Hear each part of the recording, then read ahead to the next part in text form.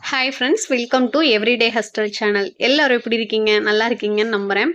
இன்னைக்கு நம்ம சேனலில் எதை பற்றின வீடியோ பார்க்க போகிறோம் அப்படின்னா, தோசை வந்து முறுகலாக வந்து வரணும் அப்படின்னாலே ஃபஸ்ட்டு மாவு தாங்க அதுக்கு காரணம். அந்த தோசை மாவு வந்து எப்படி அரைக்கணும் அப்படிங்கிறத தான் இன்றைக்கி நம்ம வீடியோவில் பார்க்க போகிறோம். முறுகலான தோசை நல்லா செவக்க செவக்க சூப்பராக வரும். இந்த மாதிரி தோசை மாவு நம்ம அரைக்கும்போது இந்த மெத்தடில் நீங்களும் தோசை மாவு வந்து அரைச்சி பாருங்கள். தோசை வந்து ரொம்ப கிறிஸ்பியாக மொறுன்னு நல்லா செவந்து வரும். இப்போ வந்து இந்த மாவு வந்து எப்படி அரைக்கணும் அப்படிங்கிறத வீடியோக்குள்ளே பார்த்துடலாம். அதுக்கு முன்னாடி நம்ம சேனலை இன்னும் சப்ஸ்கிரைப் பண்ணாமல் இருக்கீங்கன்னா ப்ளீஸ் நம்ம சேனலை சப்ஸ்கிரைப் பண்ணி வச்சுக்கோங்க. இப்போ வந்து நம்ம வீடியோக்குள்ள போலாம். இப்போ வந்து அரிசி வந்து ஊற வச்சுக்கலாம். அதுக்கு வந்து 1 டம்ளர் வந்து நான் ஃபர்ஸ்ட்டு வந்து புழுங்கரிசி போட்டிருக்கேன்.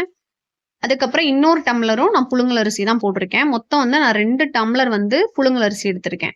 இந்த அரிசி வந்து நீங்க சாப்பாடு அரிசியும் எடுத்துக்கலாம், இல்லைன்னா இட்லி அரிசி கூட எடுத்துக்கலாம்.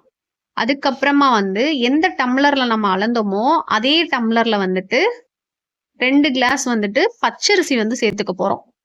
இதுல பச்சரிசி வந்து இப்ப நான் சேர்த்துக்கிறேன் 2 டம்ளர். இது வந்து 1 ஸ்பூன் வெந்தயம் சேர்த்துக்கோங்க. அதுக்கப்புறம் வந்து எந்த டம்ளர்ல வந்து நம்ம அரிசி அளந்தோமோ அதே டம்ளர்ல வந்து 1/2 டம்ளர் வந்து உளுந்து வந்து சேர்த்துக்கிறேன். இப்ப மெஷர்மெண்ட் எப்படி அப்படின்னா வந்து இந்த டம்ளர்ல வந்து 2 டம்ளர் வந்து நான் புழுங்கரிசி எடுத்திருந்தேன். அதே டம்ளர்ல வந்து 2 டம்ளர் வந்து பச்சரிசி எடுத்துக்கிட்டேன். அதுக்கப்புறம் அதே டம்ளர்ல வந்து 1/2 டம்ளர் வந்து உளுந்தும் 1 ஸ்பூன் வந்து வெந்தயமும் போட்டிருக்கேன். இதுதான் அளவு. ஈஸியா சொல்லணும் அப்படின்னா வந்து எந்த அளவுக்கு புழுங்கரிசி எடுக்கிறோமோ அதே அளவுக்கு வந்து சேம் குவான்டிட்டி பச்சரிசி எடுத்துக்கிறணும்.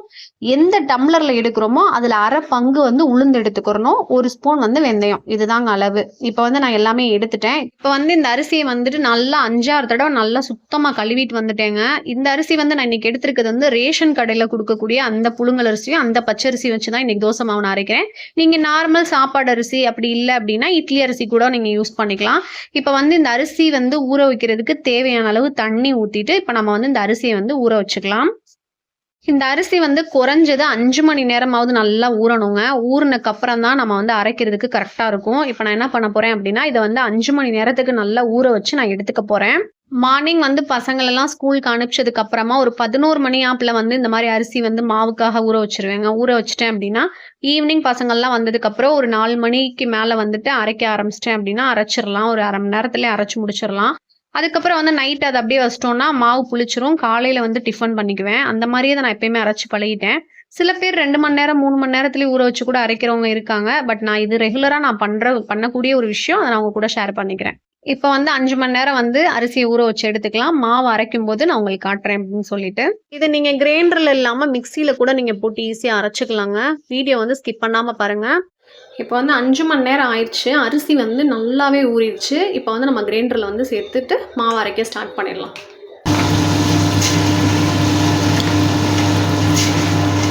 இப்போ வந்து கிரைண்டரில் வந்து இந்த மாதிரி அரிசி மட்டும் போடுறோம்னு வச்சுக்கோங்களேன், அப்படியே வந்து இழுத்து பிடிச்சி கிரைண்டர் வந்து ஸ்டக் ஆகி நின்றுக்கும். அப்போ என்ன பண்ணணும் அப்படின்னா கிரைண்டரில் அரிசி சேர்க்கறதுக்கு முன்னாடியே வந்து கொஞ்சம் தண்ணி ஊற்றிட்டு அரிசி வந்து கொஞ்சம் கொஞ்சமாக சேர்த்து, இல்லை அரிசி போட்டுட்டு கொஞ்சம் தண்ணி ஊற்றி விட்டுட்டு கொஞ்சம் கொஞ்சமாக அரிசி சேர்த்து இந்த மாதிரி அரைச்சிக்கணும். இப்போ நான் தண்ணி வந்து தெளிச்சு விட்டு கூட வந்து அரிசியும் போட்டு நான் மூடி வச்சுக்கிறேன். இப்போ இதை அரைக்கட்டும். அரைச்சதுக்கப்புறம் காட்டுறேன். இப்போ வந்து மாவு அரைச்சிட்டு இருக்கும் போதே இடையில வந்து நீங்கள் திறந்துட்டு அப்பப்போ வந்து தண்ணி வந்து தொளிச்சு விட்டு அரைக்கணும். இந்த மாதிரி தொளிச்சு விட்டு அரைக்கணும். தண்ணி ஊற்றி அரைக்கக்கூடாது, தொளிச்சு விட்டு அரைக்கணும். அதுக்கப்புறம் இங்கே பாருங்கள், சைடில் இருக்கிறதெல்லாம் இந்த மாதிரி எடுத்து விடணும் அப்பப்போ. ஏன்னா இடையிலலாம் சிக்கிக்கிட்டு இருக்கும். அதனால் வந்து கையை வச்சு இந்த மாதிரி வந்து இடையில இருக்கிறதெல்லாம் எடுத்து விடணும். இப்போ வந்து இது நல்லாவே அரைச்சிருச்சு பார்த்தீங்களா? இதே இப்போ வந்து நான் தோசைக்கு வந்து அரைச்சிட்ருக்கேன். இட்லிக்கு அரைக்கணும் அப்படின்னா கொஞ்சம் நெருன்னு இருந்தால் நல்லாயிருக்கும். இட்லி நல்லா வரும். தோசைனால வந்து நல்லா வலுவலுன்னே அரைச்சிக்கலாம். அதுக்காக ரொம்ப வலுவலுன்னுலாம் அரைக்க தேவையில்லை. கொஞ்சம் ஓரளவுக்கு இந்த அளவுக்கு இருந்தால் போதும். இப்போ மாவு வந்து நல்லா அரைச்சிருச்சு. இப்போ இந்த மாவை வந்து இந்த மாதிரி வாளியில் வந்து நம்ம தோண்டிக்கிறேன். இந்த மாவு வந்து எனக்கு தாராளமாக 3 நாளைக்கு வரும். இதே இது 3 நாளுங்கிறது 4 நாள் 5 நாள் கூட வரும். ஏன்னு கேட்டால் இப்போ நான் காலையில் நைட்டுக்கு கண்டினியூஸாக இட்லி தோசை போட்டு சாப்பிட்றோம் அப்படின்னா 3 நாள் வரைக்கும் இந்த மாவு வந்து எங்களுக்கு வரும். இதே இது வந்து நான் மார்னிங்க்கும் நைட்டுக்கும் வேறு ஏதாவது டிஃபன் ஐட்டம் செய்கிறேன் அப்படிங்கும்போது தாராளமாக எனக்கு 2 நாள் எக்ஸ்டெண்ட் ஆகி 5 நாள் வரைக்கும் கூட இந்த மாவு வச்சு நான் யூஸ் பண்ணுவேன். அதனால தான் நான் சொன்னேன் உப்பு வந்து போடாமல் பிசைஞ்சு வச்சிட்டோம் அப்படின்னா அது ரொம்ப நாளைக்கு புளிக்காமல் இருக்கும் அப்படின்னு சொல்லிட்டு. அரைச்ச மாவை இந்த மாதிரி வந்து ஒரு வாளியில் வந்து நான் மாற்றிட்டேங்க. மாற்றினதுக்கப்புறம் கிரைண்டரை வந்து இந்த மாதிரி தண்ணி ஒரு டம்ளர் ஊற்றிட்டு இந்த மாதிரி கிரைண்டரை வந்து ஓட விட்டோம் அப்படின்னா உள்ளே இருக்கிற மாவு எல்லாமே தண்ணியோடையே கலந்து வந்துடும். இப்போ கிரைண்டரை வந்து நான் ஆஃப் பண்ணிக்கிறேன். ஆஃப் பண்ணிவிட்டு கழட்டிட்டு இந்த தண்ணியுமே இந்த மாவோட நம்ம சேர்த்துக்கலாம். இப்போ இந்த கிரைண்டர் கழுவுன தண்ணி இருக்குது பார்த்தீங்களா, இந்த தண்ணி வந்து நம்ம என்ன பண்ணிக்கலாம் அப்படின்னா இந்த மாவில் வந்து ஊற்றிக்கலாம். அரைச்சு முடிச்சதுக்கப்புறம் வந்து கையோட வந்து கிரைண்டரை கழுவிட்டோம் அப்படின்னா நம்மளுக்கு அது ஒரு பெரிய வேலையாகவே இருக்காதுங்க. நிறைய பேர் என்ன பண்ணுவோம், அப்புறம் கழுவிக்குவோம் அப்படின்னு விடுவோம்.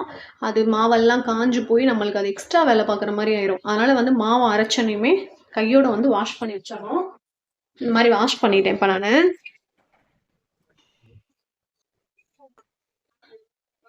மூடி போட்டு க்ளோஸ் பண்ண வேண்டாம். காயட்டும், காய விட்டு மூடி போட்டு க்ளோஸ் பண்ணிக்கலாம்.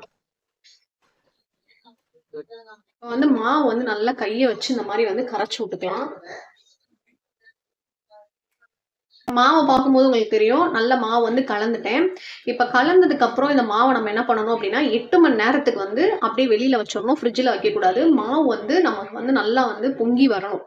மாவு பொங்கி வரணும், அதாவது மாவு வந்து புளிக்கணும். 8 மணி நேரத்துக்கு நம்ம அப்படியே நைட்டு விட்டுட்டோம் அப்படின்னா, இப்போ காலையில நீங்க அரைக்கிறீங்க, மாவு அரைக்கிறீங்க அப்படின்னா மார்னிங் நீங்க கணக்கு வச்சுட்டு ஒரு 8 ஹவர்ஸ் விட்டுட்டு நைட்டுக்கு வந்து நீங்க தோசை ஊற்றிக்கலாம், இட்லி ஊற்றிக்கலாம். இதே இது வந்து நீங்க நைட்டு, அதாவது ஈவினிங் டைம் நீங்க மாவு அரைக்கிறீங்க அப்படின்னா நைட் என்ன பண்ணலாம் அப்படின்னு சொன்னா ஓவர் நைட் வந்து 8 மணி நேரம் விட்டுட்டு மார்னிங் வந்து நம்ம எடுத்துட்டு தோசையோ இட்லியோ நம்ம ஊற்றிக்க முடியும். மாவு ரெடியா இருக்கும். இப்போ வந்து பாத்தீங்கன்னா வந்து ஆல்மோஸ்ட் 3/4 இருக்குங்க. மாவு அரைச்சு முடிச்சு ஃபுல்லா இருக்கு. இப்ப மாவு நான் இப்படியே விட்டேன்னு வச்சுக்கோங்களேன், எல்லா பக்கமும் பொங்கி ஊத்திரும். அதனால என்ன பண்ணணும் அப்படின்னா, இதை நான் ஒரு பெரிய பாத்திரத்துல எடுத்துருக்கணும். என்கிட்ட பெரிய பாத்திரம் இல்லை. நீங்க ஒருவேளை மாவு தோண்டுறீங்க அப்படின்னா பெரிய பாத்திரமா வச்சு தோணுங்க. ஏன்னா புளிக்கும் போது மாவு நிறைய பொங்கி வெளியில ஊத்திரும். அதனால வந்து இதை நான் என்ன பண்ண போறேன் அப்படின்னா வேற ஒரு வாளியில இன்னும் கொஞ்சம் மாவு வந்து நான் வந்து மாத்திக்க போறேன். பாதி மாவு இதுலயும் பாதி மாவு இதுலயும் மாத்திக்க போறேன்.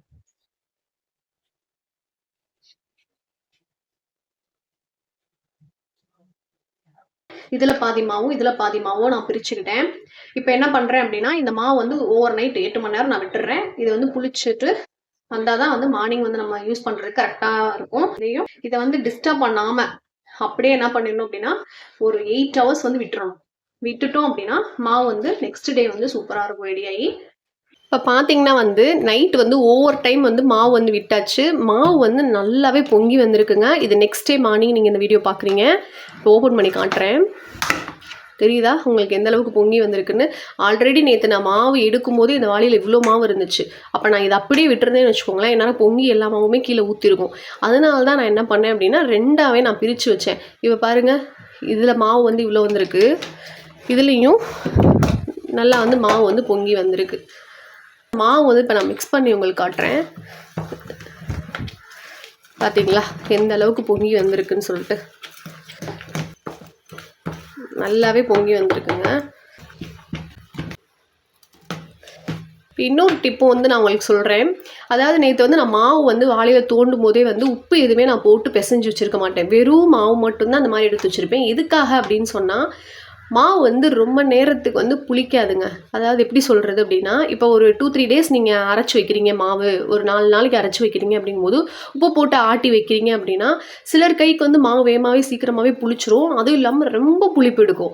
அது உப்பெல்லாம் போட்டு பிசைஞ்சு வைக்கும்போது இன்னும் ரொம்ப சீக்கிரமாகவே புளிச்சு போயிடும். அதனால் உப்பு இல்லாமல் இந்த மாதிரி வந்து நீங்கள் அரைச்சி வச்சுக்கிட்டு தேவைக்கேற்ப வந்து உப்பு சோடாப்பு மட்டும், இப்போ சோடாப்புனா வந்து இட்லி ஊற்றுறோம் அப்படின்னா இந்த மாவுக்கு கொஞ்சம் போல் சோடாப்பு போட்டு நீங்கள் இட்லி ஊற்றிக்கலாம்.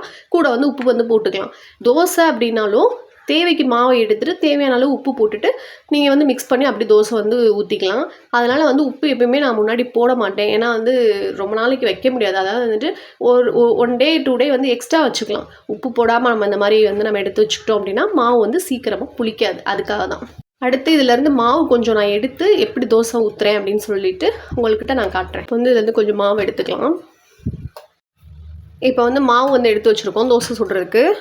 கொஞ்சம் உப்பு போட்டுக்கிறேன் தேவைக்கு. அதுக்கப்புறம் வந்து லைட்டாக தண்ணி. இப்போ மிக்ஸ் பண்ணிக்கலாம். இப்போ வந்து மாவு வந்து கரைச்சிட்டோம்.